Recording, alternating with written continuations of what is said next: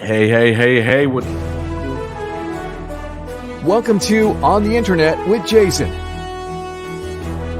a podcast where we explore the latest headlines, news, and interesting topics we find on the internet. Here's your host, Jason Harris.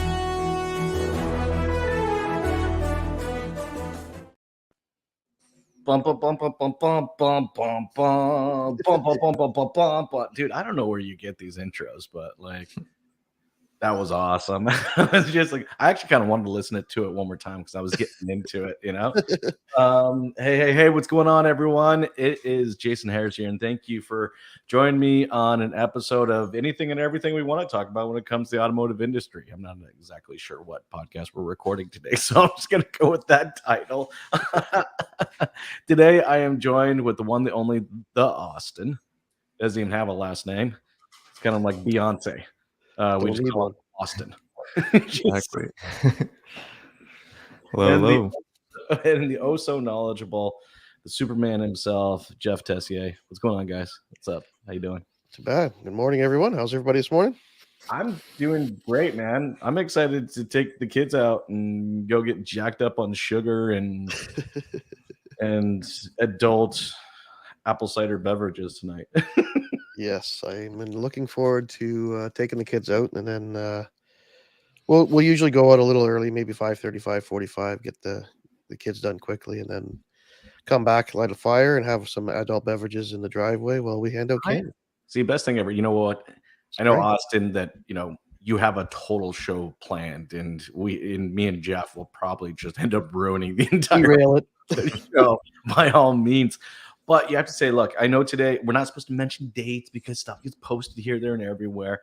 But it's Halloween for us, and I mean, talk about just marketing at its best, right? Like, let's just create a holiday, because we're not selling enough candy. And I mean, I know a lot of people talk about like the origins from All Hallows Eve, and there was another one from somewhere back in the 16th century with some other Buddhist monks and whatever. I've heard all kinds of variations of it, right? But the commercialization of wearing masks and going door to door for candy is totally, an American thing. And I mean, you have to applaud. I mean, literally, it's just took it two big industries, and we're not doing enough of something. Let's create a holiday. How awesome would that be if just one day I decided, you know what, I'm not doing enough business. I think I'm gonna make a holiday, and convince enough people that it's gonna happen, right? Like, I don't know, man. I don't even want to talk about how much money I spent on costumes. If you're a parent out there and you're watching, listen to this, you know exactly what I'm talking about. It's the amount of money we spend for something they're going to wear once, because by next year they're going to outgrow it, and by next year it's going to be somebody else or some other monster. Some other thing will be popular anyways, right? So it wouldn't matter if they stayed the same size, right? But I know we're going to get costumes and the candy, like $20 for like 50 candies is crazy. And yet, if you wait till tomorrow morning, those candies will be $5. Dude, think about how amazing of a marketing strategy is. So let's take a candy bar, all right, this big, all right, that we normally sell for 89 cents, okay? Yeah. But then we'll cut it into 5 or 6 little pieces, all right, combine that with 40 of those, and we'll sell the bag for $15. So it's wild.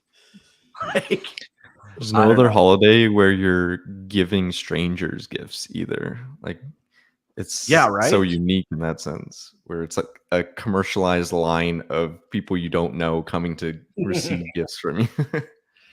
We literally tell our kids, don't talk to strangers except for Halloween, where we want you to go and knock on their doors and take stuff from them that you don't know what it is, or if anything's happened to it.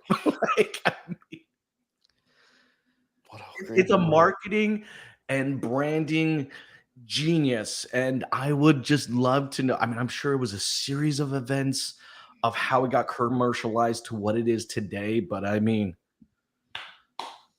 bravo. I know we'll probably talk about that when we go to Valentine's Day. We'll do the same thing, right? Like, just But I mean, I just think of that, like, like someone asked me, so, sales are slow this quarter. What can we do to increase them? I'm like, let's make up a holiday. Even though, you know what, though? I did see floating around the other day on social media, like this list of holidays. Okay, people do make up holidays. Like, I guess there's actually a process that you can go through to actually register a holiday. I mean, dude, there's a holiday I didn't know there was a National Donut Day. Did you guys know that? I'm not making this up. There's a National Donut Day. Did y'all know this? Had no idea. I thought for sure, Jeff, you would know that. No, I'm just kidding. Hey, doesn't look like I ate a few donuts. I can't say much myself. That's all the adult beverages versus the donuts. Dude, there's a best friends day. Like, I mean, there's a holiday. Anyways, I digress. I'll get off this one. Austin, you actually did have a plan for today's podcast. So let's go with your plan, Austin, because if you let me just sit here, I'll just squirrel this one that way. So let's go through some headlines. That's what we do here on this podcast, right? Right. Headline. So first off, the final manufacturer, GM, reached a tentative deal with the UAW workers. And so, that I guess that marks the end of the UAW strike. Oh, for now.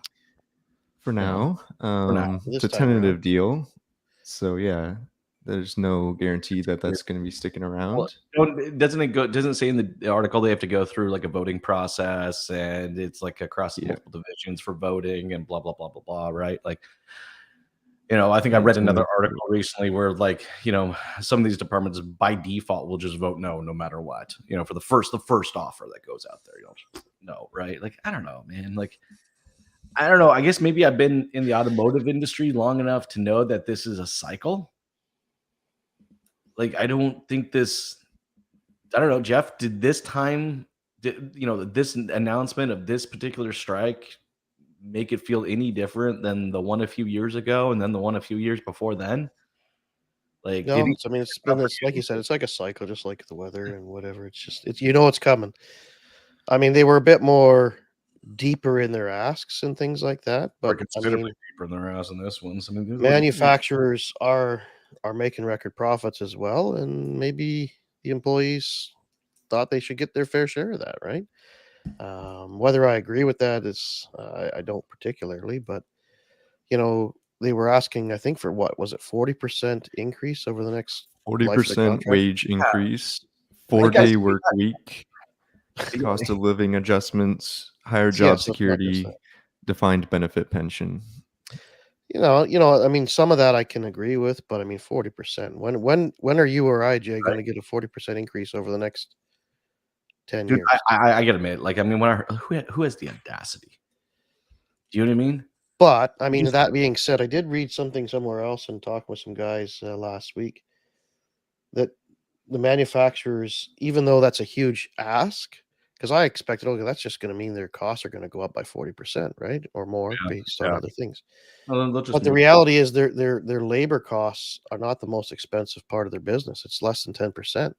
So, I mean, in reality, it's not really. But the unfortunate part in all of this is that the consumer, at the end of the day, is going to be just paying more. That's all it is, right? So,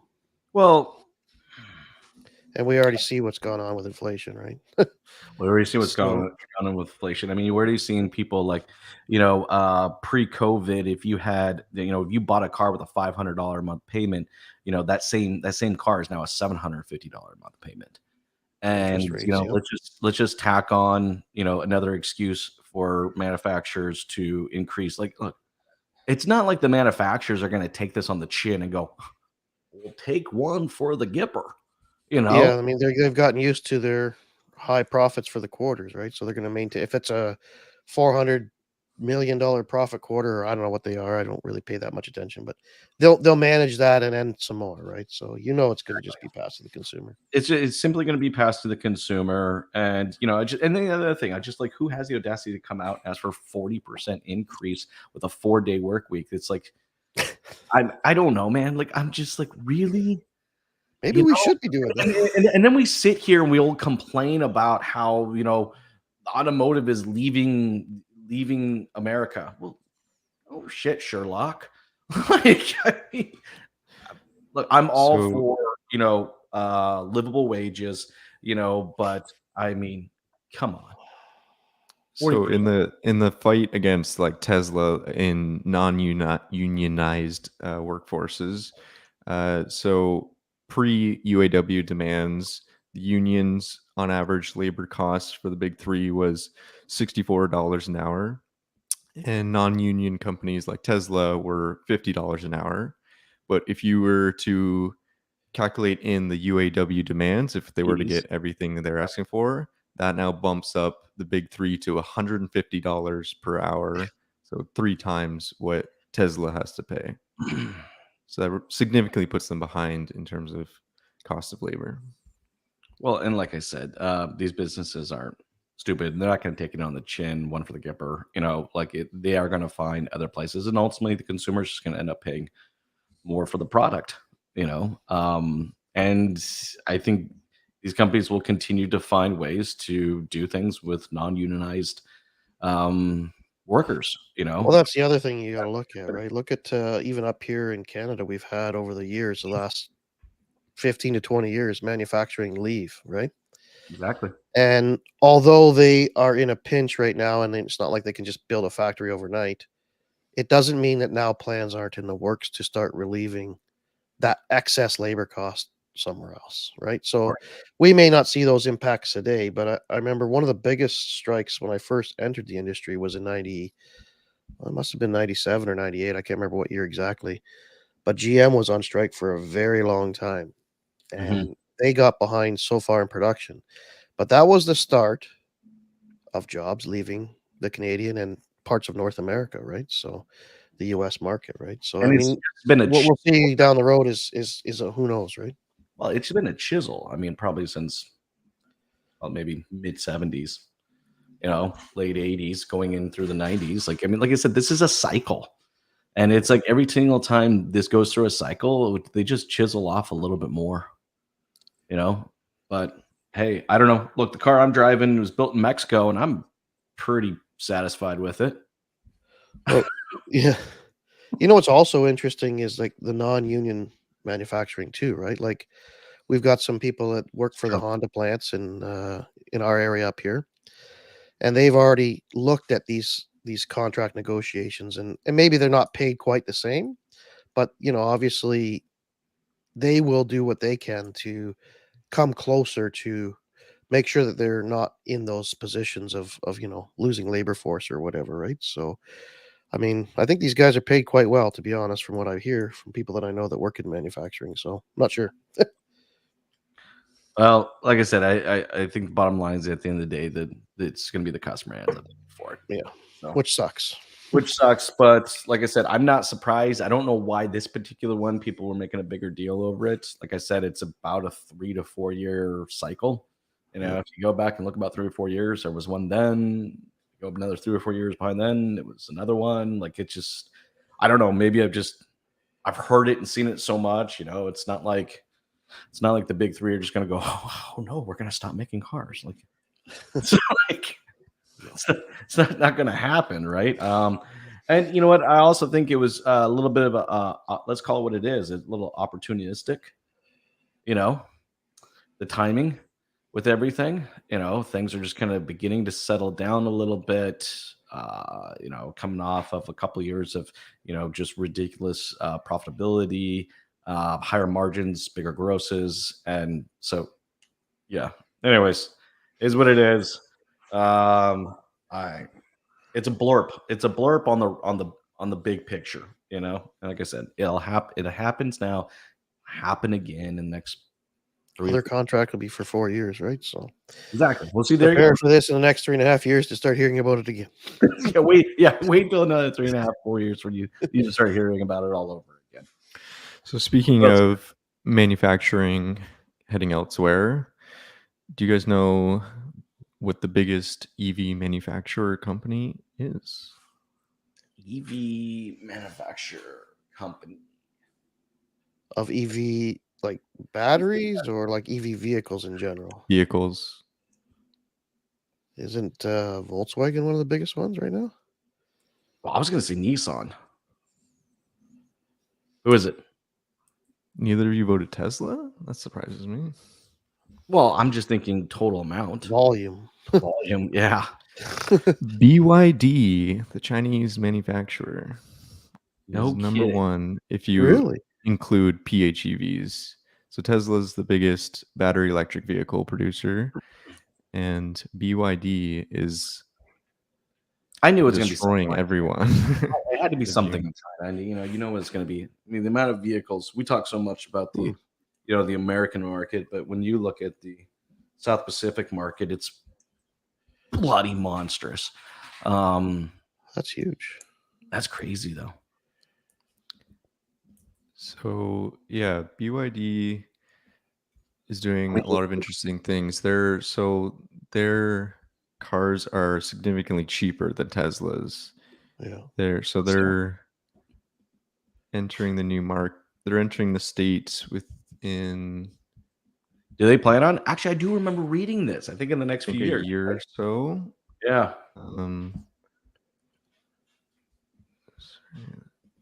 That'd be interesting. Well, think of it. It's going to be like a.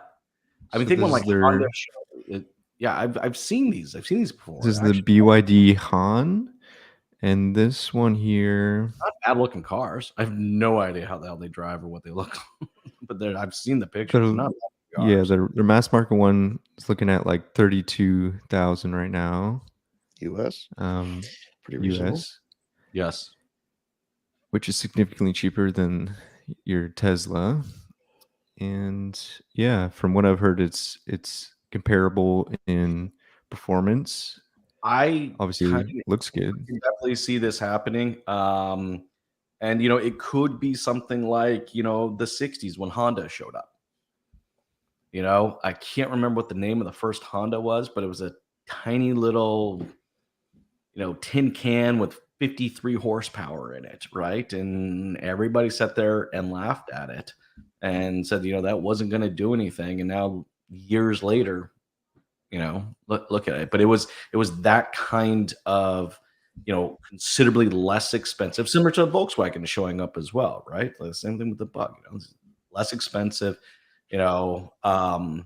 reasonable driving experience for the money. I mean, I could see a disruptor like that, a company like that has that type of swing, being able to show up and just take that EV market, to an incredibly massive. I mean, think the same thing we saw with the first Honda here in the States. Same thing we saw with Volkswagen and the Beetle. Like it's just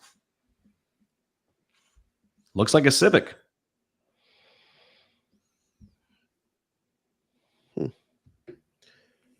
I don't know. Looks Tesla-like to me. Actually, look more Honda Civic-like to me. Got a bit more of a car than an EV look to it, doesn't it? Yeah. Yep. And so part of they're really big on battery manufacturing as well. And so they're getting the prices down, like how they're getting it so competitive with Tesla and even beating them in price is they're buying up a lot of mines in like Africa for obviously the metals that you need in battery production. Mm-hmm. So they're doing a lot of interesting things there where they're getting the battery price significantly lower than what any American company can sort of produce. So I think you're seeing more and more of this in manufacturing. I mean, look, there was a point in time where you had the manufacturer and then you had, 2,000 companies that produced the parts for that manufacturer to build that, right? That's not the case. That number's gotten smaller and smaller and smaller and smaller. And, manufacturers are in the business now of producing a lot of their own parts. We saw a pretty significant increase in that with the chip shortage, and a lot of manufacturers realizing they're not going to deal with that kind of crap again, and started buying up companies, so they could start producing their own chips. So like I wouldn't be surprised. I think sometime in my lifetime that there is a manufacturer, all right, that manufactures everything that they own and everything that they build. You know, it's not happening right now, but I could see it as a possibility in my lifetime. And literally, from the point of the mineral being mined to the point of that vehicle rolling off the line, all right, that soup to nuts, they own the entire model. And I think that's why Tesla is investing so much in battery production, right, with their gigafactories and whatnot. And so this is how low they can get the price. They got the BYD Seagull for $11,400. Wow. $11,400. Well, you see, the other thing we're always finding with a lot of these Chinese manufacturers, one of the reasons they've always had difficulties because it's not that this is new, right? There are a lot of manufacturers, there that have not been able to make it over, mostly due to, all right, safety requirements, right? So it's, the standards and what we require here is so considerably different. Well, at least that's the excuse that's used on a regular basis. If they can build a car for North America to pass, safety standards and come in, 10, 20, 30 grand cheaper than the competition, I don't see why they take that one. What was the other headline I saw that I thought was kind of funny with Ford? My buddy Jim Ziegler, I was actually posting that. Farley put it out there, something along the lines of saying that, they're going to back off of the estimated EV investment they were putting into it because of consumers' behavior, not wanting to purchase as many EVs. I don't know. I thought the article was really weird because then I saw, Brian Kramer jump in there and he saw, I think, the same stats I saw that, Tesla's selling more EVs than they've ever have in the past. I was recently at an event with Polk Automotive, and they were talking about Tesla has like one of the highest, if not the highest, all right, retention rate, meaning a Tesla buyer has like something that was like a 70% or over 70% probability of going back and buying another Tesla. Can you imagine having that type of commitment to it, especially today, right? I mean, back in the day, that made sense. Yeah, but loyalty hasn't been that way for the last 15 years, right? So can you imagine like over 70% commitment to going back to getting the exact same brand? Yeah. I don't know. It's weird because, like, especially with EVs right now, I'm reading a lot of conflicting articles out there, and I don't know if there's an agenda going on or something like that. But I mean, I've read a handful of articles where saying that the consumers, I guess, confidence in EV is lowering, and then you're seeing, on the flip side of the manufacturer of, some manufacturers increasing their investments in EV, some claim that they may decrease it. I don't know. It's like it's all over the place. Here's the bottom line, my perspective on this. I like EVs. I like them because I like driving them. They are a wildly different experience than driving an ICE vehicle. And 3-letter word, guys, if you don't, internal combustion engine, ICE. Just you never know. A lot of people on podcasts, I don't know. I always got to be aware in our industry that our usage of 3-letter acronyms, right? That's what we're good for. But it's a wildly different ownership experience, driving experience. I had the opportunity recently when I was out visiting a friend in Las Vegas. He had one of the 1,200 horsepower Lucids. Have you seen this? So Lucid, right? They make a 1,200 horsepower ridiculous sedan. It's stupid. The fact it's even something that's built and you could buy is you shouldn't be able to buy something like this. So that's all I'm saying, right? So like, but I'm even like the Rivian that I ordered, and I'm still excited to take ownership of that thing. It's just like there's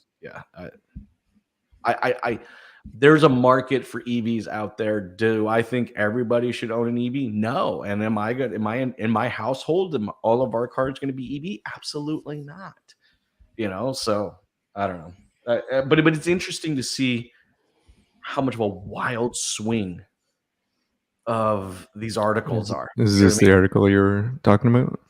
Yes, this is it right here. What is it? Isn't it? Tesla joins GM. Oh no, this was fear spreads. Yes. As demand. dude, you see articles like this, but then literally, I don't know. It's all, but then 3 days later, you see another article from them telling them how they're doubling down on their investment into the EV business. It's like, I don't even know, man. If I'm going to sit here and speculate, right? Like, you know what? I think trying to speculate on the success of EVs is like trying to tell the weather 2 weeks from now. Speaking of that, isn't that like the best jobs in the world, to be a weatherman? Yeah. Like, you can consistently be wrong well over 50% of the time and still maintain your job. Yeah, but isn't it also difficult that like it's impossible to be right because it changes constantly? And that is exactly why I'm referring this to EVs, and what will happen in the future. Here's one thing I know. There are a lot of really, really smart people that are putting substantial amount of investments, into it. So do I think it's a fab and it's just going to go away? No, don't believe that at all. I've seen some reports that by 2030 that well over a third of vehicles on the market will be EV.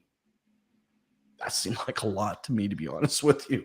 But I gotta be honest with you. I mean, I do visit some metro areas that already feel like that is the case. Like I said, recently was in Las Vegas. Dude, every other car in Las Vegas is a Tesla. I think I read an article recently. I did. I saw, me, I love headlines, right?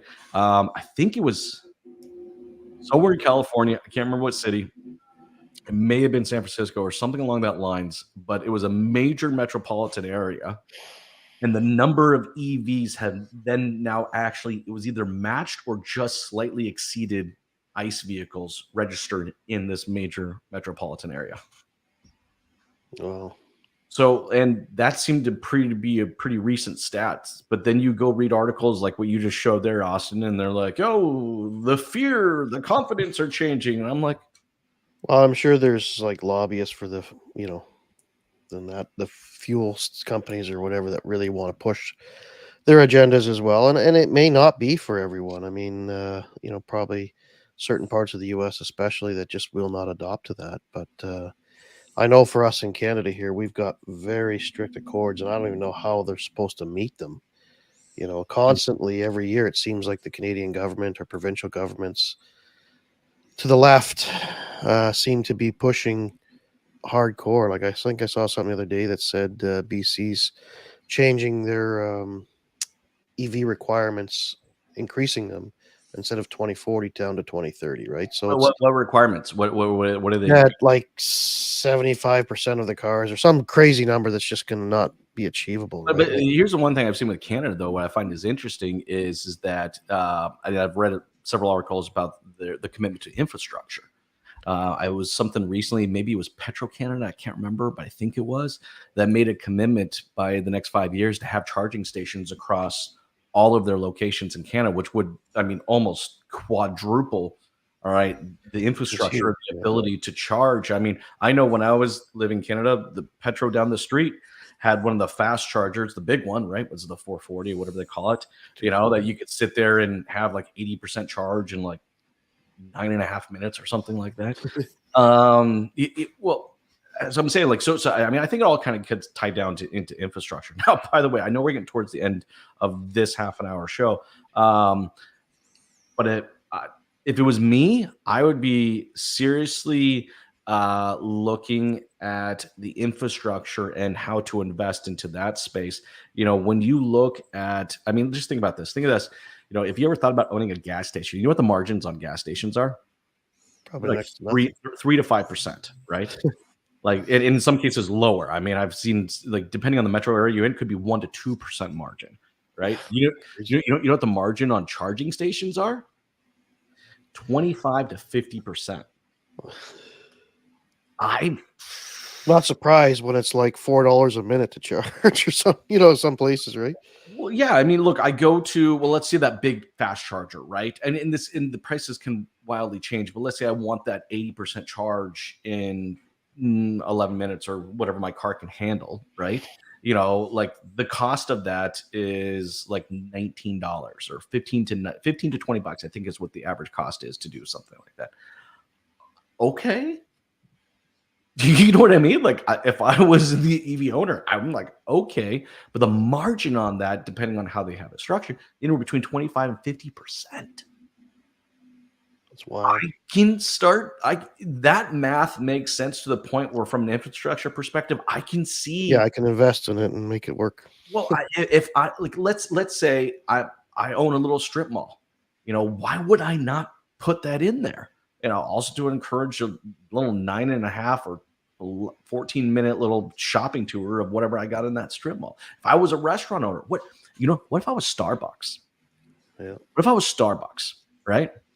And the Starbucks just woke up one day and they announced this. Dude, that would fundamentally change the infrastructure in such a big way that anyways, I'll shut up. I'm gonna get off my soapbox. I know, guys, we didn't get through a whole lot of headlines today on this particular one, but we appreciate everyone out there spending the time to hang with us and jam with us about today's headlines. If you enjoy this content and you want to see more, please make sure you check out strategyadjacent.com. Thank you, everyone. You guys have a wonderful day. Take care. Yeah. Welcome to On the Internet with Jason, a podcast where we explore the latest headlines, news, and interesting topics we find on the Internet. Here's your host, Jason Harris.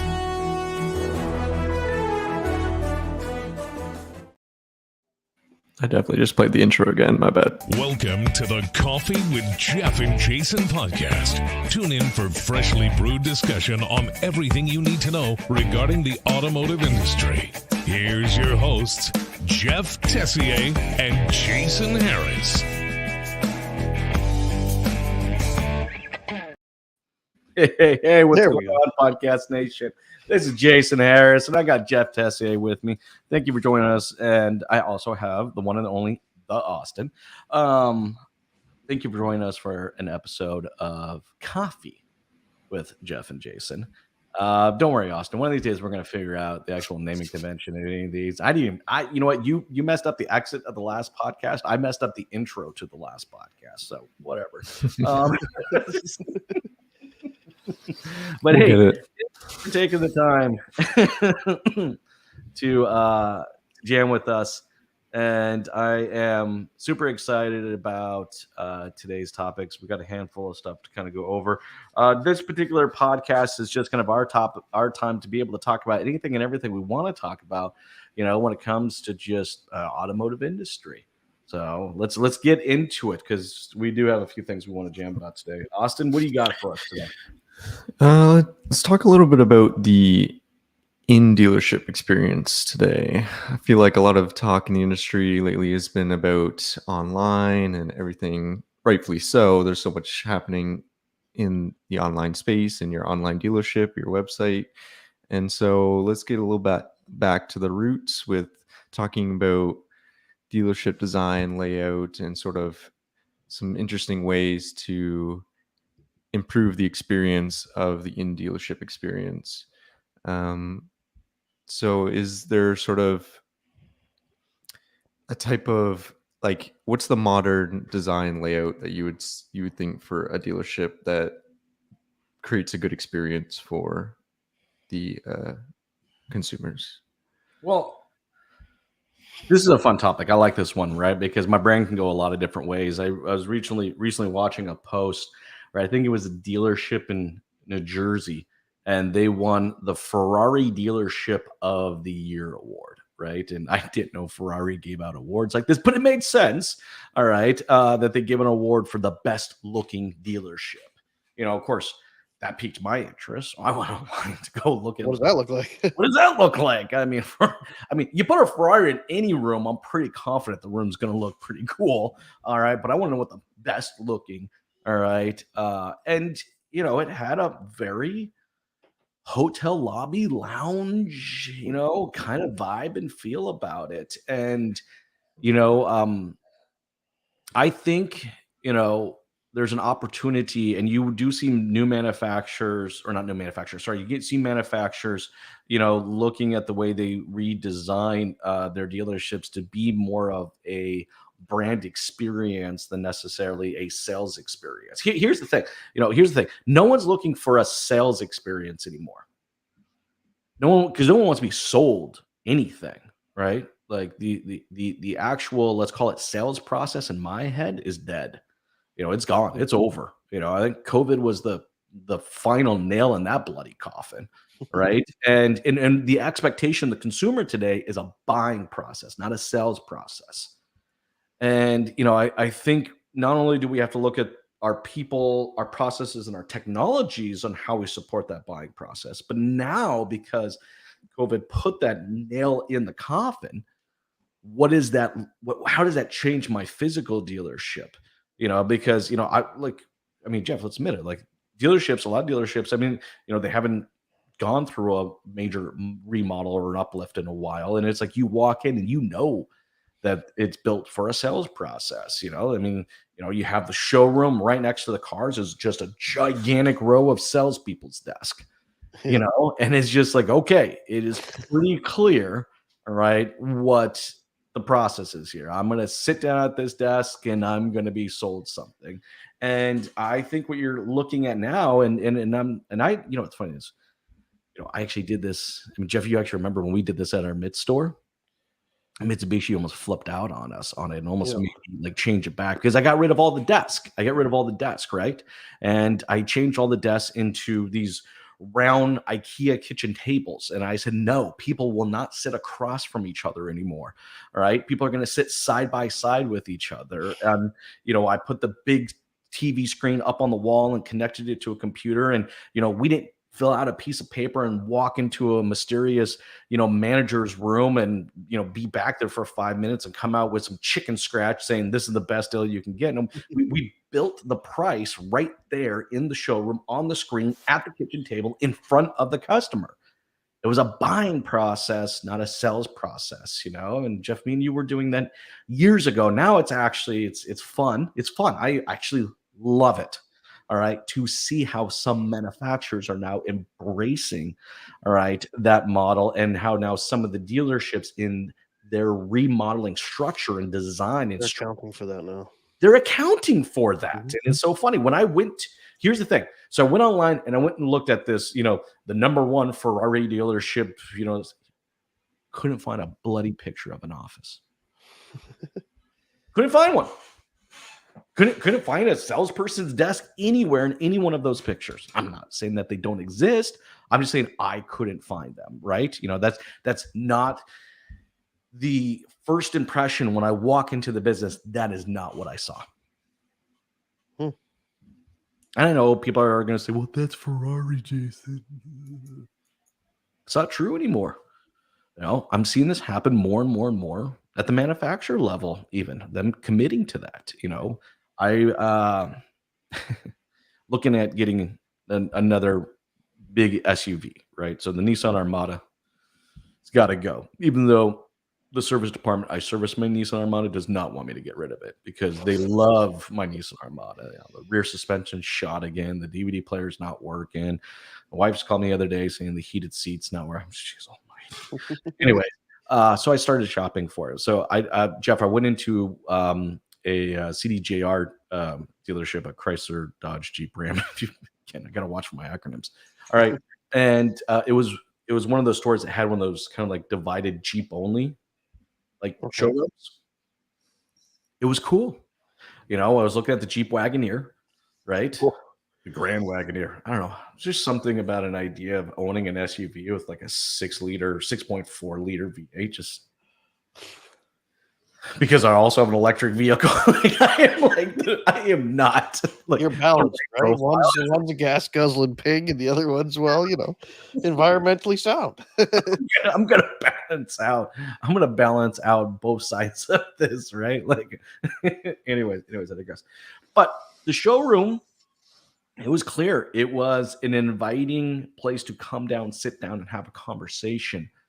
Not to sit down at a desk and be sold something, but I don't know, Jeff, what are your thoughts, man? Because me and you did this pretty early, right? You remember that? Yeah, I Actually, think it was were you my rep? probably. Were you my Mitsubishi rep at that time, or did we I already think I work? was just yeah. When you first introduced it, I was, and then we had implemented it in your store there, and then as well as in the one that we had together. So obviously, I think we may have been a little bit ahead of the time there, but if you look now, Yeah, we got a manufacturers have letter. been. We got a letter from Mitsubishi saying that we're going to get in trouble for doing this. Anyways, go ahead, tell the story. So, you know, they've all moved towards well, maybe not all, but most of them have moved to an advance where, they're looking at tablets Yes. for salespeople to work off of, so that it's, information that the customer, if there's a question, they can refer to it. Even Mitsubishi was, right? Shortly around that time. But really it's moved to that idea of where I think there was even a study done where a dealer in the US put a kiosk in, and they Sure. actually sold more cars through the kiosk, right? Ultimately, in my opinion, if you've got a consumer that's going through and choosing their own tasks like we did when we were doing it, right? Yes. Oh, how much is that winter wheel package? Oh, it's only $1,200. Okay. How much is the hitch? It's $1,500. How much is this? They've now chosen and selected those items. And so they've already made their commitment because mentally they're prepared for that. But if we go back to the old method of a four square where we're trying to hit them up with a number, what's your payment going to be that you're comfortable with? $300, and trying to squeeze a car that we know is not going to fit into $300, and we're going to come out and tell them it's 450 and try to close the gap from 450 to 300. That's a bit tough. No, But if the customer has chosen those things, he's already committed. Doesn't mean for sure he's going to take it. But now he knows why he got to 500 or 550. And he's going, I really want that. So he wasn't being sold a payment and then on top of, and then thrown into a sweat box for F&I, right? So to me, I mean, even think back when you would go to like, what was that company called when we were younger, Jason? You might not have been around here then. I don't know. Consumers Distributing. Do you remember that? No, that was a Canadian thing. Canadian thing. I know. But you would go there and it wasn't like a traditional store. You would, and then this is going back like 35 years, guys, but you would go to this store, you would get magazines, books at home, but you would go to the store and you would do all your own selections and walk up with an order form, piece of paper, and hand it to the cashier. There was no selling going on there. It was you selling yourself. Mm-hmm. And it's the same. I think it's the same kind of thing today that we need to focus on. We create that environment, whether it be in the sales side or the service side, where the customer has the control of what they want to do. And we're there to help answer their questions and guide them along the process so Exactly. that they're, not making choices where they feel like they don't know what they're doing, because then they're going to be questioning that. But if we're there to support them along that journey, that customer is going to purchase way more things, be happier. Oh, And 100%. look at Tesla. That's how they're doing it, right? You can't even. Well, but the funny thing is people say, okay, so I love when they say, look at Tesla, right? But this is not a new model. No, it's been around forever. That's why.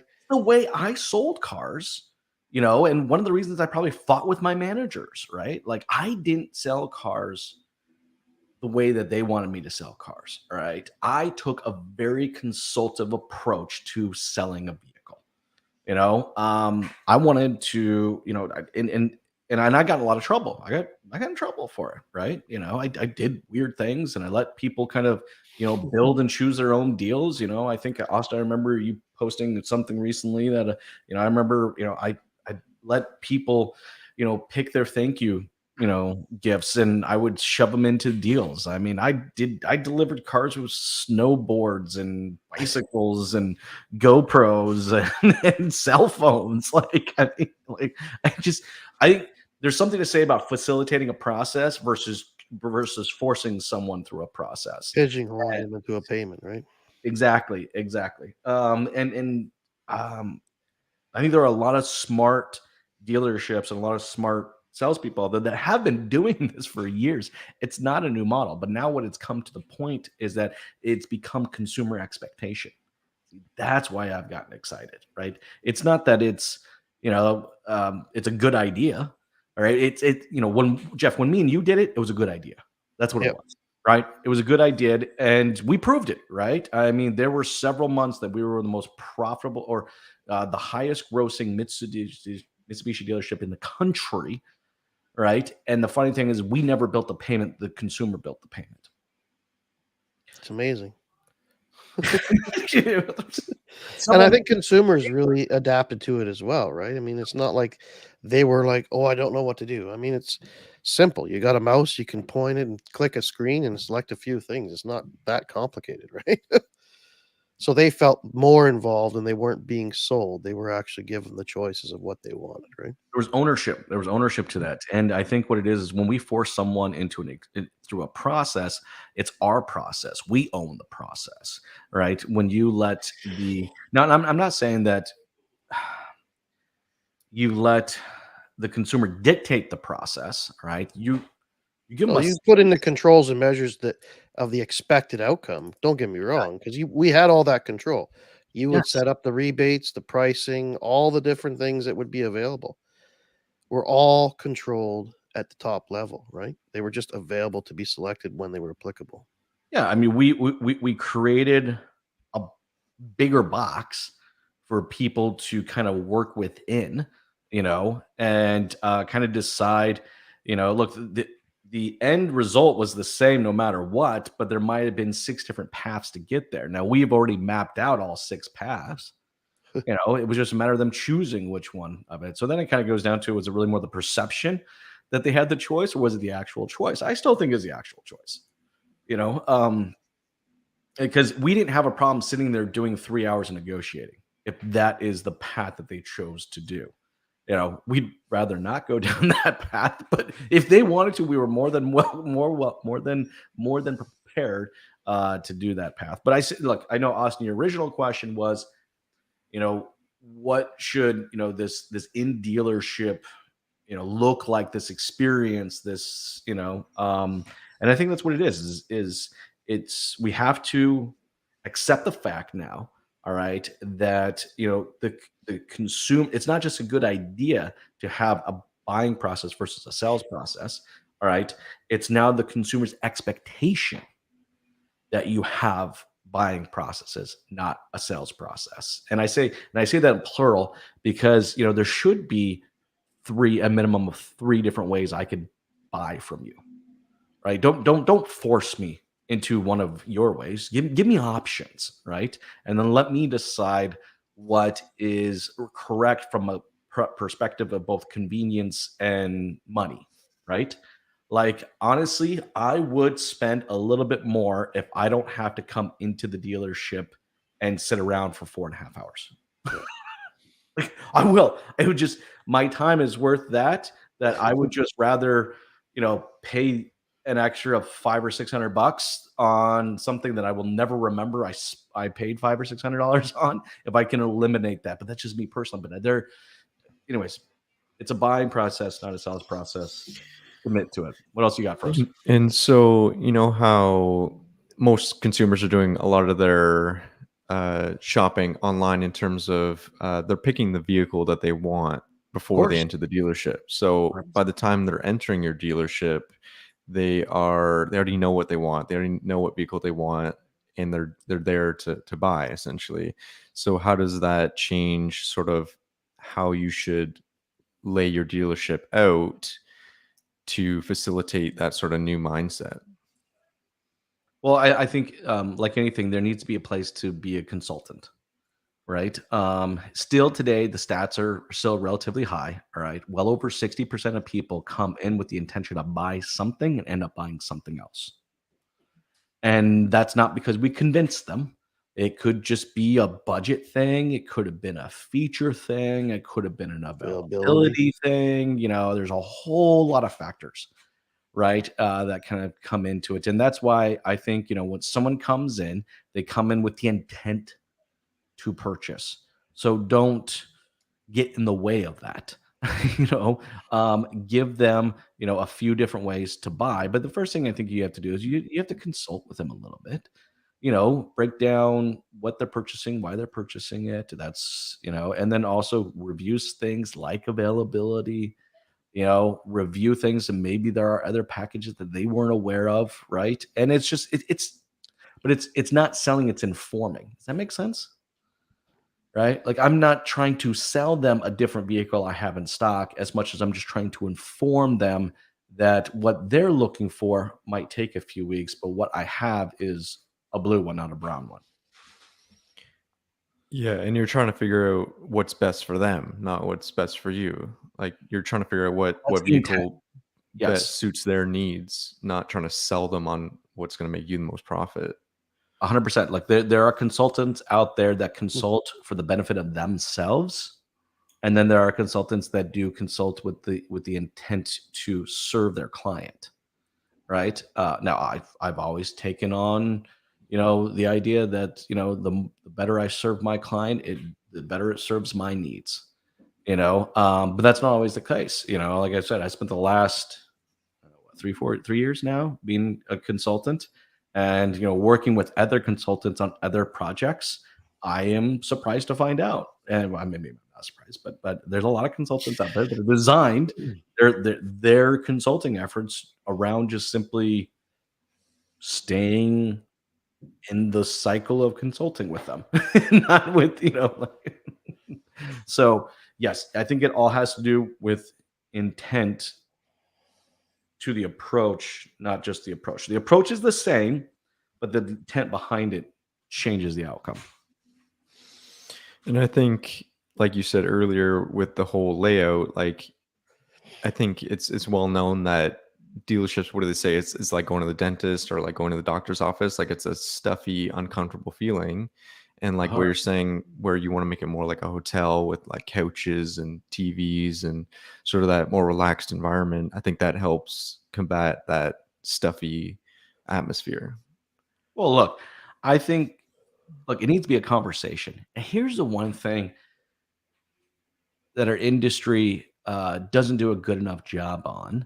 Now there are some great operators that do this, but the emphasis on conversation generation, like is your physical space a inviting place to have a conversation? And this could be everything from how loud it is, to temperature, to the furniture, to the colors, to just, I mean, everything, right? Like, is it an inviting place to sit down and actually have a conversation with another person? There was a big movement years ago. I want to say it probably started early 2000s, where certain manufacturers started to encourage dealerships to put coffee shops inside their dealerships. Remember Nissan? Nissan did that. Is it Nissan Cafe or something like that? I think that's cafe. Yeah. I think that's fully abandoned. I don't even know if there's no. There might be. I'm sure there probably still is some out there floating around, right? But that was actually a recommendation. You should open up a coffee shop inside your car dealership. I thought it's ingenious. I was like, this is absolutely, because like, where else is when you picture having conversations with people, where one of those places that you would most commonly have a conversation with someone outside of a pub, which I guess you can't do, is a coffee shop. Could you do a pub? No, I'm just kidding. Certain parts of the world, yeah. But it's funny. It's not just us as a vertical. I mean, I think there are other examples out there of businesses intentionally designing spaces for the purpose of conversation. I know this is a weird one, but I have this haircut place. It's not mine. It's for my kids. I don't have much hair up there to cut. All right. But it's a barber and bourbon shop. Right. And I will tell you, there's only 3 chairs over where the barbers work, but there are 25 chairs on the other side of the building where they serve bourbon. And you walk in there and you just sit there and just people watch, and it is a place for conversation, both before the haircut, during the haircut, and after the haircut. And I think there's a lot of, I mean, look, Starbucks, I think, created the whole concept, of encouraging people to come, or not they didn't create the concept, but they embraced it, right? Coffee shops have always embraced, a place to come down and have a conversation with someone over a cup of coffee.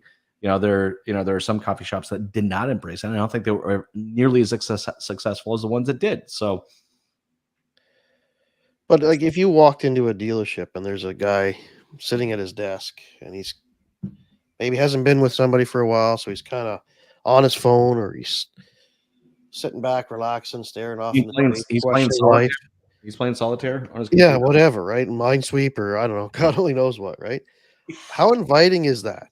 Really? Like, you walk into a big box store like Best Buy or something like that. They ain't got no desks there. Maybe in the back somewhere, but not on the floor. It's all showcased. You can go play and touch things.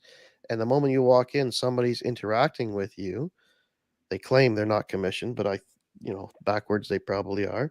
But it's answering questions and being that consulting and informative, like we were talking about, right? 100%. So the consumer, they're used to that. They don't want to walk in and sit across from a desk and go, I don't want to talk to you because I don't want to share my information with you.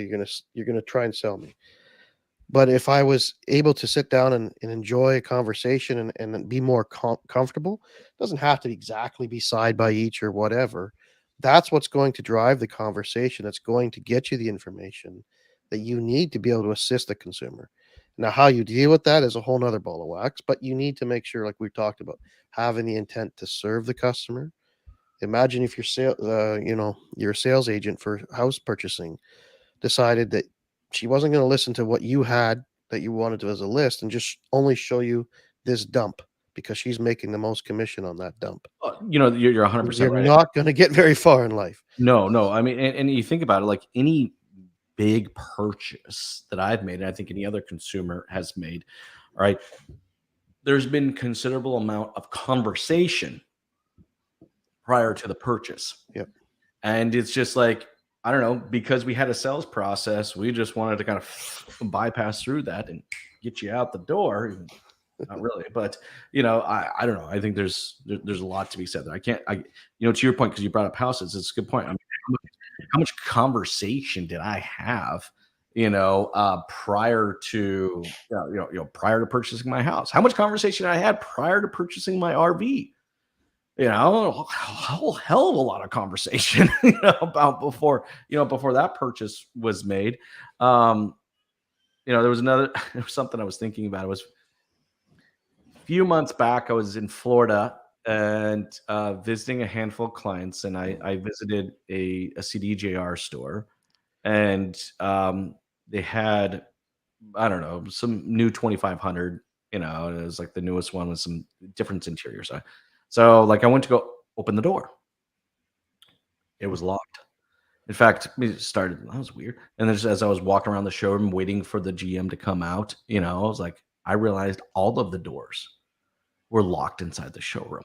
Wow. And I was like, that's odd. Like, I'm wondering maybe if they've been having problems with people doing stupid stuff or something like that. So I had to ask.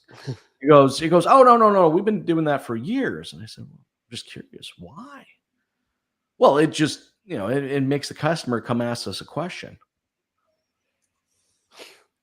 What?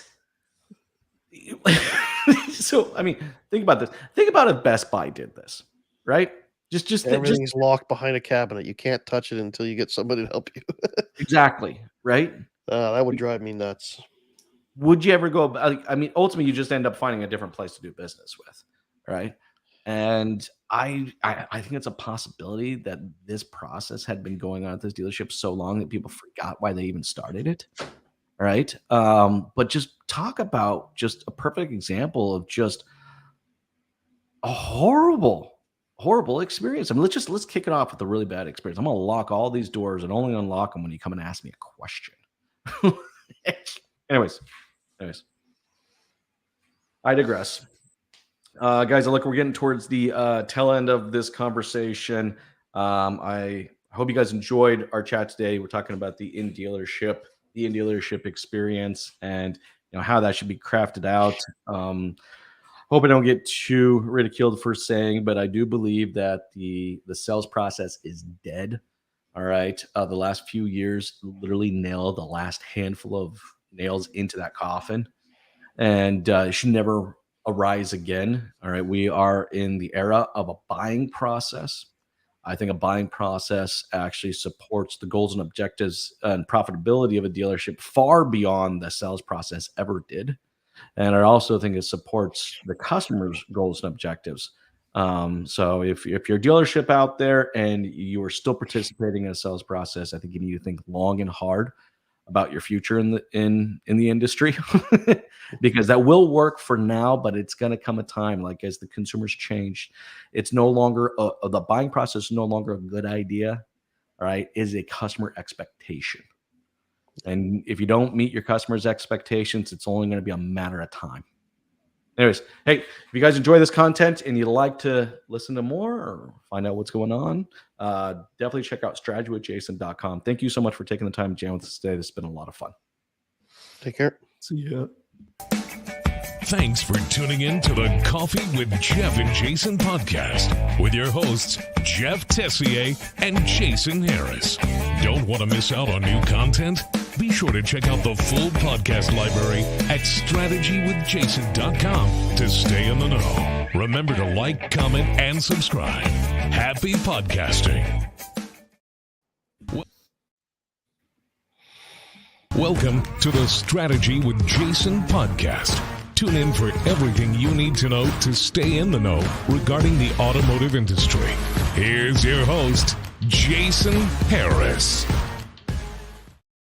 Hey, what's going on, Podcast Nation? It's Jason Harris here, and I'm joined by the one, the only, the Austin, and the oh-so-famous Mr. Jeff Tessier. Jeff, what's up? Austin, how you doing? Excellent. Hey, guys. Hey, thanks for joining today's show. This is Strategy with Jason. We're going to talk anything and everything we want to talk about when it comes to strategy. And, we'll always sprinkle a little automotive in there as well. But the core of this show is to talk about strategy, which is one of my favorite topics. You know what? I can't turn my brain off when it comes to it. I see it everywhere. I just there's a reason why my car's got this license plate that says strategy on it. I can't turn off the fact that you can see it play out. You can see it everywhere. It's in everything, right? You watch sports, you see the strategy, you see it get played out. I'm watching my kids and I'm watching them play, and I can see the strategy start to develop and get better with them. It's just it is all around us. And in this podcast, we get to talk everything we want to talk when it comes to it. I know, Austin, you got some topics you want to jam about today. What do you got? Yes, so we're going to talk about branding, and we're going to talk about standing out from the rest of the market. And nobody did it better than the unfortunate news of hearing about Ryan Smolkin passing away.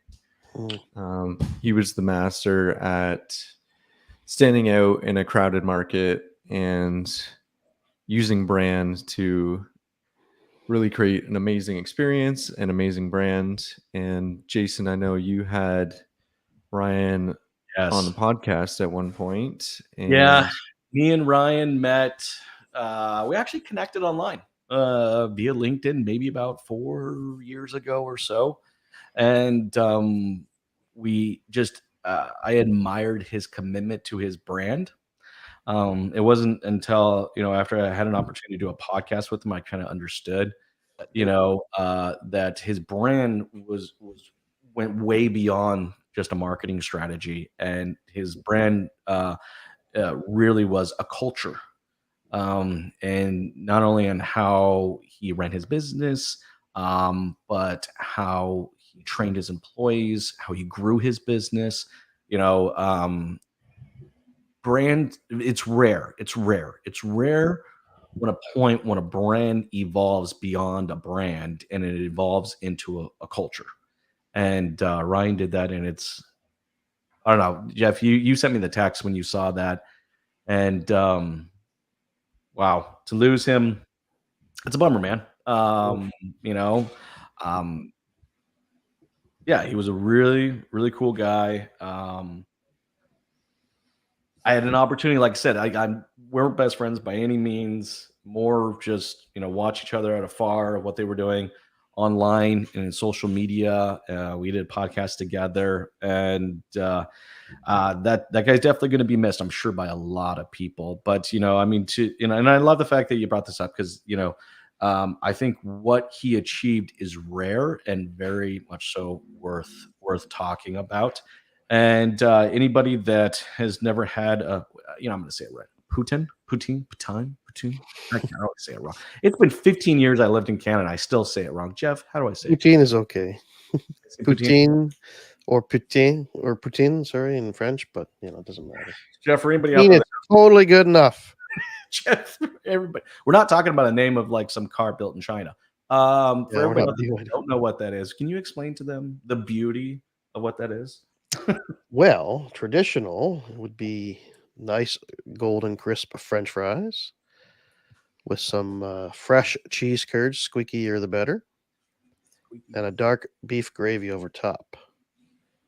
Now, Ryan took it many steps further and made so many dishes out of it. It's ridiculous. I was looking at their menu this morning and I was just like, oh, I couldn't even imagine what some of these would taste like, right?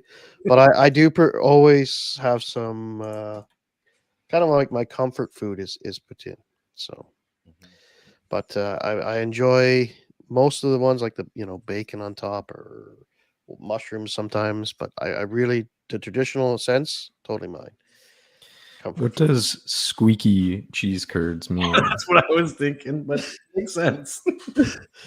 The fresher they are, the squeakier they are, and they just have that, like when you're in your firmness. Or I actually know what you're talking about. There's kind of like it's a little squeak. There's a squeak to it. When it's fresh, I guess because they're so, I don't know, the way they're processed, damp, or I don't know what it is, the moisture in it. Like it's like almost like a mozzarella piece, right? But it's just the way they're processed. The squeakier they are, the better they taste. People are going to be listening to the show. Like, I thought this was a podcast about strategy. What the hell are they talking about food for? Yeah. But they're making me hungry. But like I said, look, I'm glad that that this came up. I'm glad we're talking about it. It's very unfortunate. But I think it's just a great way to kind of just honor the person and the businessman he was, is to identify the rarity of what he accomplished.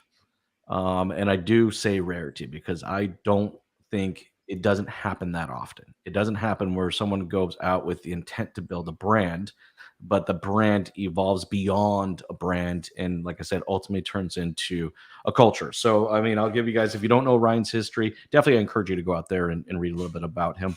But he was on, well, when I asked him what his goal was, it was world domination. But it was world domination of the restaurant industry and how people perceive, all right, fries, cheese curds, and gravy. But not just that, and and the company had an artistic approach to it. All right, many different variations from butter chicken to a burger version, to a pizza version, to pretty much anything you could into it. But it was also the passion behind it. I mean, guys, it's fries, gravy, and cheese. I mean, how do you make anything out of that, right? I mean, and half the world doesn't even know what that is. Yeah, half the world. I mean, maybe more than half. Probably 90% of the world out there doesn't know what it is.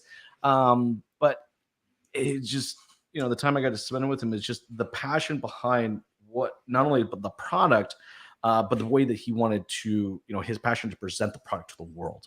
He wanted everybody to try this. And I will say, to me today, it is one of the best comfort foods.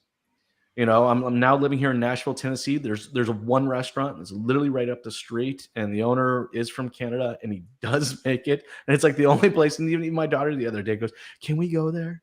I need a poutine." And it's if you're from the South, you understand what I'm talking about when it comes to comfort food. There are just certain foods that just take you to your happy place, and for a lot of people, that's what a poutine is. And Ryan wanted to share that with the world. That was his global domination was his goal. But not only did he have passion for this amazing comfort food, he also had passion for 80s rock and roll. and along with that was plaid. Yeah. It's growing up. All right. It was, listening to Kiss, Gene Simmons, just, rock party all night, rock and roll all day. You have a little piece? You got a piece of it? All right, let's show it. So this is just the intro of your podcast with him. Hey, what's going on, Podcast Nation? It is Jason Harris here, and thank you for joining another episode of Strategy Mob. Now, today is a unique episode. In fact, I've been looking forward to doing this episode. So I just want to give you a little taste of Ryan's personality with the beginning of this podcast here. Patinery, Ryan Smolkin. Ryan, thank you so much for taking the time to jam with me today. Gotta fire it up, brother. That's what it's all about. That's right. We're gonna bring the heat, and I'm going to have to adjust a lot of audio during this one because I know Ryan's going to be very passionate. So Ryan is a very passionate person. Staying calm this time. This one, I'm staying calm. I'm usually the lead. Now I'm the follower. I'm staying calm. I'm not overshadow, brother. Well, hey, Ryan, to kind of get us. So that's a little taste of Ryan. You know what, though? That energy and that passion, I don't know if the guy ever knew how to turn it off. At least I never saw it. I'm sure there are people that were much closer to him. But I would be surprised if he ever turned that off. There was just there's an art. No, it was like always wore plaid. Had pretty much you felt like he was at a rock concert everywhere. In his head, all right, it was I'm pretty sure Gene Simmons is playing in the back of his head, party all night, rock and roll all day, and that's just how the guy lived his life. And so he took his passion for rock and roll, his passion for this food, and his passion for people, and just wanted to mold all of this together, and then kind of wrap it in this plaid wrapping paper and just give it to the world. And like I said, rare, very, very rare for someone who goes out to set out. But I think it was also from a culture perspective, you got to go and see there are, monster fans, just absolutely dedicated fans to the restaurant, to the brand, to the food. The staff are equally as excited, as I think he was. And there's many, videos out there of the staff just embracing this love for this comfort food and just rock and roll. And I think it may seem like it's totally just his personality and it's coming just out of him organically, but I do think there was a lot of strategy with it too, so I'm going to play this tidbit here from the podcast, and he gets into talking about exactly the strategy of understanding his demographic and matching sort of the brand with the demographic. So it's not necessarily just totally him just being him. There's a lot of business strategy behind it. I agree. To telling the story. I feel that consumers buy into a story way before they buy into a product. Think of how many restaurants out there sell fries, gravy, and cheese curds. Thousands of them out there, but they don't have your story. And I feel like any small business, I don't care if they're an automotive dealership or they're selling plumbing supplies, or they're a real estate agent, or the king of poutines. There's an art to that storytelling, and I'd love to kind of hear your thoughts on that. Of how do you start with that story, and how do you get that to resonate with your audience? Again, I can't take credit for it. I have to give that to Smoke. I just have to always say that. That's my disclaimer, because I cannot take credit. That's the only thing he might pull the plug on me and take it back. But it's just looking at your audience, look at the voice, look at what's out there, and it's in every industry, like you're saying. It's like food for me is like obviously you guys know too in your industry too, it's just oversaturated, and you got to stand out. And it's everybody's, especially now with the economic times what we're into, you're just in this big pot of fucking mud, and you got to stand out and be loud. And that's where the Stay the Fuck Inside poem and video came out, because we had to stand out. You got to say something louder than everybody else is to get noticed, right? And so from the beginning of time, that's what we've been doing. And even though in this industry, technically poutineery did not exist, but you know, we're not competing against at that time other poutineries. We're competing against everything and anything out there. That in our certain case, I was focused on nightlife, right? Midnight to 4 a.m., downtown urban core, you know, 18 to 25, university towns. Like that was our core market. They've got the money. There's a lot of people fighting for that audience. Exactly. There's still lots of people fighting. Shawarma place, you know, falafel, pizza slices, subs, like anything you can think of. That's who we're up against. So saturated again. So, but that's where I think our brand evolved from. Technically, to answer the first question you had 15 minutes ago, was because of our target audience, right? It starts with the target and who we're going after, not so much the product. We could have been selling fucking anything. And that's interesting. I even say that to slip that in, they get off subject and then come back to it later for you. That's what we'll do this whole podcast. Even from the very beginning and still to this day, even at our trade shows, even like, so this is top down. This is like global headquarters. We're doing the trade shows when I'm selling this in. Like these are our trade show booth is like, it's platified again. It's a full rock and roll stage show. And it literally looks like we have this huge rock and roll stage that it looks like we're blasting. It's so cool. Rock the whole time. We're blasting the 80s rock. I'm air guitaring out front and singing the songs to everybody, full fatigue for 12 hours. They think I'm just some entertainment dude. They don't know I own the whole puppy. And it's just entertainment right from the very beginning, because that's going to attract the right people that we want as our partners and our franchisees. Love it. Dude, I went through the recession, you know, and even prior to that, you know, oh man, too early. You know, I was just going to say, you know, but I guess how do dealers sort of embrace that strategy of standing out by knowing your audience? Well, you know, I think it's any good marketing strategy, any good brand strategy, you spend more time acknowledging who your audience is, and not necessarily what the product or what the results are going to be, right? There's a strategy in marketing where when you're talking to someone, not at someone. Okay, so let me go there. Okay, so you know, good marketing, proper marketing, right, is talking to someone. 99% of marketing out there is targeting at someone. It's talking at them. And then it's rare to run a proper campaign where you actually get to talk to someone, because what you're doing is you're talking to your audience. You know your audience. You intimately know your audience. You've spent tons of time in research. All right. Maybe you've been that audience at one point, or if not, you put yourself in the shoes of that audience. And then the messaging that comes out from that is so unique and catered to that. I mean, Jeff, I'm sure you've seen some examples of this too, no? Yeah. What would be one that's off the top of your head? Sorry, I'm just drawing a blank. But yeah, you know, like to me, it's if you're not speaking just like those commercials, like you need to buy this today only type of stuff, right? What you got a message that's gonna give your audience a reason of why it is they want to do business with you versus just anybody else. What is it that you have to offer? Maybe it's your, you know, what your presence at your store is going to be like, or the you know, how you're going to be in that involvement down the road. I don't know. I'm thinking things like that, right? Well, I mean, I'll give you an example. I think on the automotive side, let's take a look at Jeep. Okay. Jeep Wrangler, still in my opinion, one of the worst vehicles. Okay.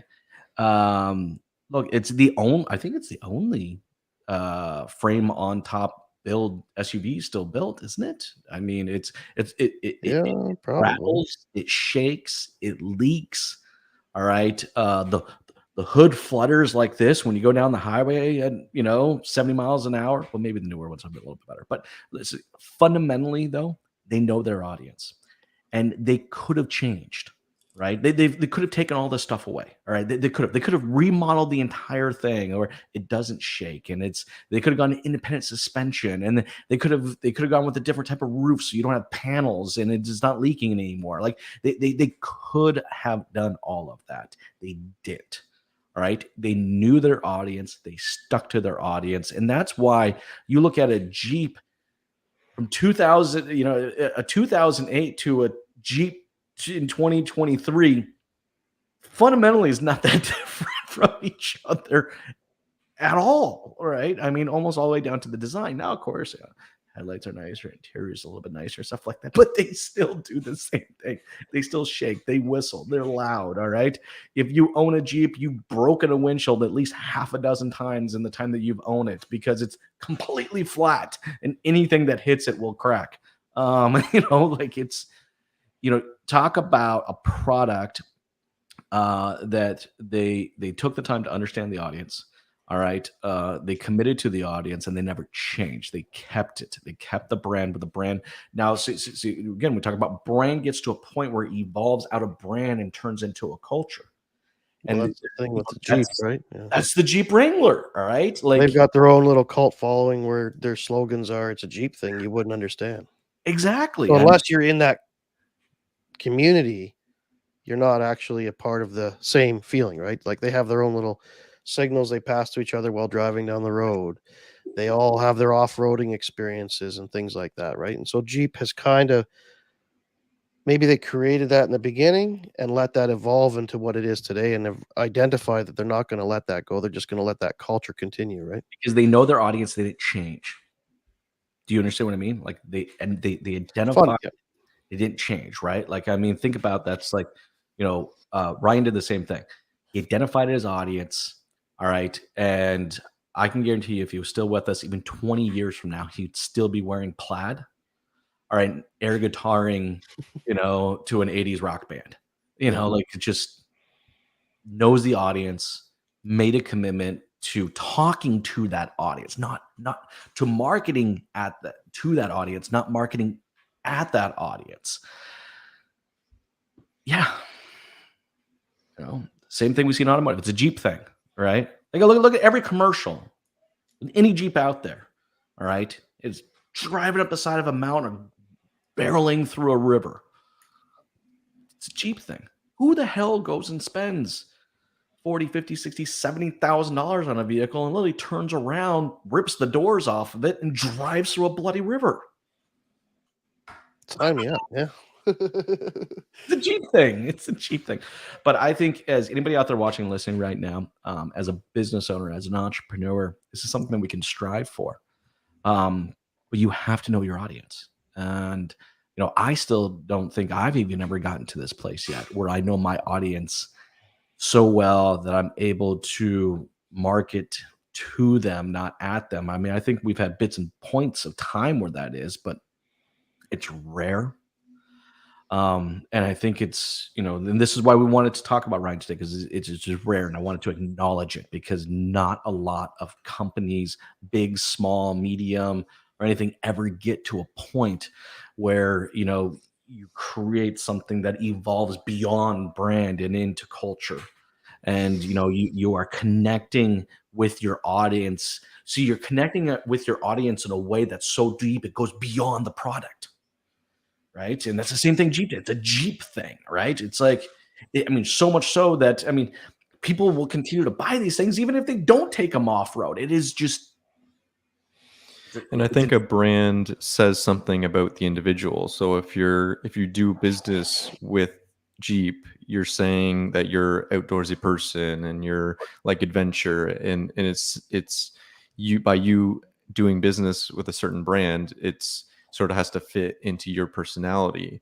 And so if your brand doesn't stand for a particular audience, it doesn't say anything about that person by doing business with them. And I think that Ryan did that really well, where he made it cool to associate yourself with that brand, and also knew his audience so well that he, as a person, and his sort of energy would resonate with his younger audience? I think it should be everybody's objective. And, I think sometimes we go out to build a brand for the sake of building a brand, not knowing necessarily what the goal and objective of building a brand is. And if you're out there watching and listening right now and you feel like you're kind of in that space, where you've been walking the path of building a brand, but you don't necessarily know where, where the finish line is or what the objective or the goal behind it is. And, it is to take that passion, all right, but then turn the brand into something that connects at the human level, not just a marketing level. And this happens. It happens quite often. Or not, sorry, it doesn't happen quite often. And then I think that's why it's something that we should talk about and identify. And you know, I know I'm still a little taken back by the fact that if you guys young, like it just, I would have, I can't say, God, I would have just loved to watch. I really was rooting for him. I wanted to see global domination. I wanted to see everybody in the world eating poutine. You know what I mean? But not just his. Smokes poutine. What was it when you talked about him in the last episode? You said he was opening a restaurant in like Qatar or something, like somewhere in the Middle East. Like he was actually trying to do world domination. He just such a passion for this comfort food that he wanted to share this warmth, this joy with just the world, and just, and then of course, next to that, his passion for 80s rock and roll bands, and just wanted to not only share his comfort food, but also, this culture of rock and roll. And yeah, man, way too young. Sucks. How do you think you can sort of like identify your audience? And so like obviously like once you've identified your audience, you sort of listen to them and listen to their interests and listen to what they resonate in terms of your brand and your product. But how do you sort of get to the point where you know exactly who that audience is? Well, knowing who your audience is, and I guess the way to, well, I mean, the data is there, right? The data is there of knowing who your audience is, right? And there's been many examples where the data has been there and we've ignored the data, right? Friend of mine, Brent Wees, years ago talked about this at a conference, and he brought up Scion, right? In the automotive industry, you guys might remember Scion, right? Yep. And this was just literally the perfect example of not looking at the data to help identify your audience, right? The data was super clear, that it was people in their late 30s purchasing these vehicles. Yet the marketing department seemed to just want to completely ignore, like utterly ignore the data, and decided that it was going to be people in their early 20s that were going to buy these vehicles, even though they didn't have jobs or money to purchase a vehicle. And, they sponsored raves, and they sponsored, sporting events, and they did stupid advertisements, with people young in their 20s, drinking milk and eating donuts and doing circles in a parking lot inside of a Scion TC. It's just like they completely ignored the data, and the company no longer exists. So Scion as a brand doesn't exist because they ignored the data. So, Austin, your question was, how do you identify your audience? So the data's there, right? You have to first really break down the data, understand it, and then spend all your time committed to talking at that audience, not talking to that audience. It's like if your audience is soccer moms, all right, spend time knowing that audience. Invite soccer moms to the conversation. Stress test your messaging. Like it is, you're looking to be a part of their conversation, not try to, create not try to inject yourself into the conversation. And it's a tough. Well, I'm not gonna say it's tough. Actually, it's actually not that tough at all. But it's a commitment because as an industry, we would have to get away from the traditional marketing messages that we have of a $250 biweekly vehicle because for many dealerships out there watching, listening right now, marketing is just a proverbial check, meaning like, check, I did it. It's done. I'm advertising the biweekly payment, but that's the polar opposite of talking to your audience. And I think some people don't want to stand for something because they don't want to exclude a certain audience. It's like, so there's a little bit of fear in actually cast a wider net. Yeah. Making a stance on something. Like that, because for the Ryan example, like, what if people don't like his interests? Like, you would think maybe, like, so he's brave enough to stand for what he loves in his audience, but like that could be excluding a certain group of people that don't like heavy metal or rock bands or sort of that intense energy, Yes, you're 100% right. Having that intense energy, that passion. Look, it's you being you, and it's authentic, right?